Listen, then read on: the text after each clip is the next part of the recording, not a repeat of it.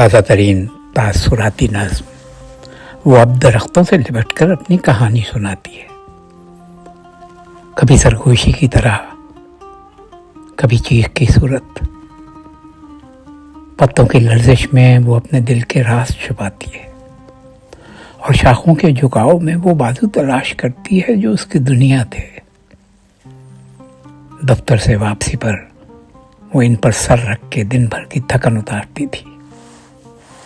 चांदनी के लम्स में वो ख्वाबों को रिम झिम सुनती है, मगर हर ख्वाब के नीचे यादों का जहर भी बहता है। शहर की गलियां, दीवारों की खामोशियां और कान जो सिर्फ शोर पहचानते हैं, सब उसकी सदा को कैद कर लेते हैं।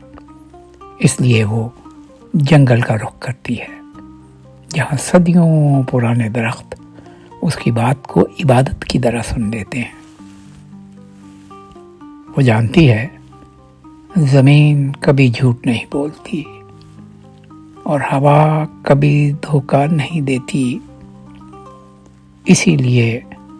इसीलिए वो अपनी कहानी पत्तों, परिंदों, बारिश और मिट्टी के सुपुर्द करती है कि शायद इंसान न सुने, मगर फितरत याद रखेगी कि एक मोहब्बत आशना औरत ने मोहब्बत और एहतजाज को इकट्ठा करके अपनी सच्चाई बयान की थी। मफाद परस्त मुनाफिक इंसानों से नहीं, फितरत के अमीन मट्टी के गवाह दरख्तों से।